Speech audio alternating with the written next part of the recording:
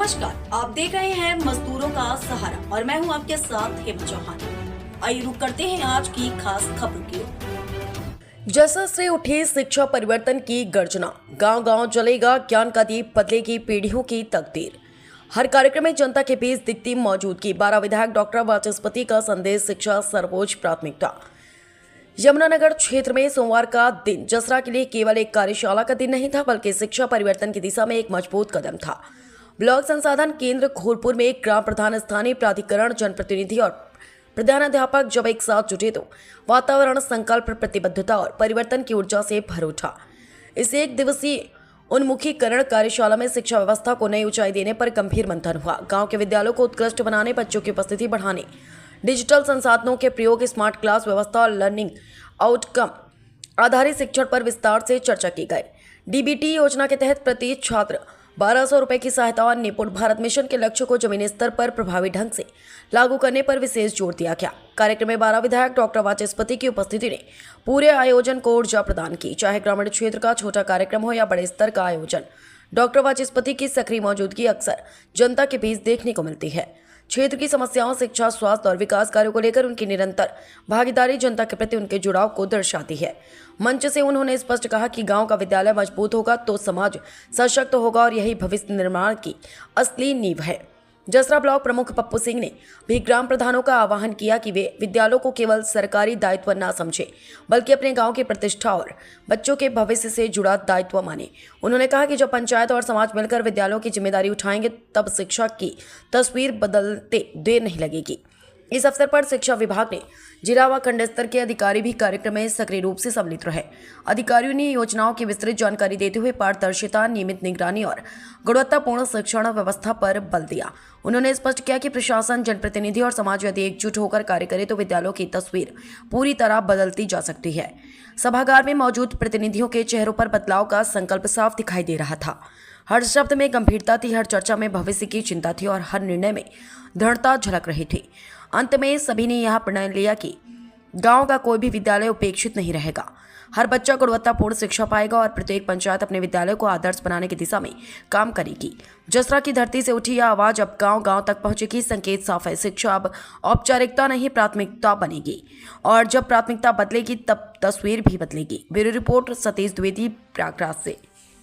विकास की योजनाओं को जिले में लागू कराना, आपदा प्रबंधन आदि मेरे प्रमुख कार्यों में आते हैं। आप सभी नागरिकों से अनुरोध है कि होली व रमजान के पवित्र अवसर पर व्यवस्था बनाए रखने में प्रशासन का पूर्ण सहयोग करें। तो नमस्कार, मेरा नाम नंदिनी मिश्रा है। मैं मुख्य विकास अधिकारी हूँ। केंद्र एवं राज्य सरकार की विकास योजना करना, जैसे सड़क, बिजली, पानी आदि की योजना करना, धन जुटाना, क्रियान्वयन एवं निगरानी मेरे। आप सभी को नमस्कार। मैं जिला न्यायाधीश हनुमत पटेल। विवादों का निपटारा करना, न्याय प्रदान करना मेरे मुख्य कार्य हैं। आप सभी न्यायपालिका पर पूर्ण विश्वास रखें और शांति व्यवस्था बनाए रखें। मेरा नमस्ते। मैं पुलिस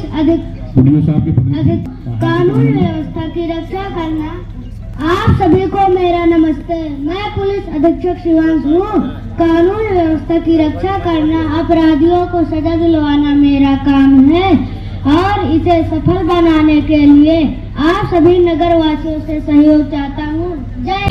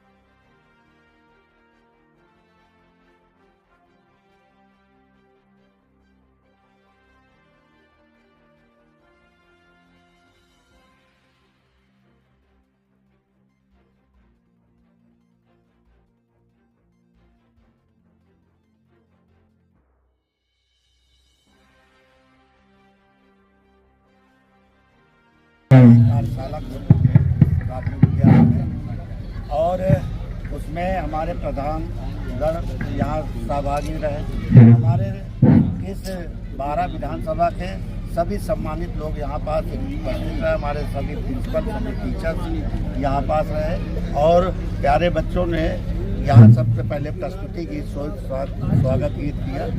और सबसे अच्छी चीज़ रही, जिला के हमारे जो बच्चे थे उन्होंने डीएम से लेकर के, डीएम है, मुख्य विकास अधिकारी और शिक्षा विभाग से संबंधित, स्वास्थ्य विभाग से संबंधित सभी अधिकारियों के विषय में उन्होंने डिटेल से बच्चों को सिखाया। इसके लिए मैं बहुत बहुत धन्यवाद देता हूँ। हमारे जितने भी टीचर्स, मैं उनसे अनुरोध करूंगा, एक निवेदन करूंगा कि इस प्रकार की ये जो कार्यशाला आपने किया है ये हमेशा होना चाहिए, और एक टीचर्स की भी कार्यशाला होना चाहिए जिसमें एक अच्छे अनुभवी लोगों को बुला करके और कार्यशाला को संचालित करना। हो सकता है कि मैं किसी समय अपने अधिकारियों के साथ बैठकर और इस विषय को रख करके मैं एक कार्यशाला का आयोजन अपने 12 क्षेत्र में करना चाहता हूं, जिससे शिक्षा की एक गुणवत्ता बढ़े। और निश्चित रूप से अगर हमारे अधिकारी लोग थोड़ा सा भी ध्यान देंगे, हमारे प्रिंसिपल, हमारे टीचर्स, तो मैं तो यही समझूंगा प्रयागराज में सबसे अच्छा अगर रहे तो 12 विधानसभा के शिक्षक रहें। ये मेरा अपना सोच है। बहुत बहुत धन्यवाद। इस खबर में बस इतना ही। देश दुनिया की तमाम खबरें पाने के लिए बने रहिए मजदूरों का सहारा के साथ।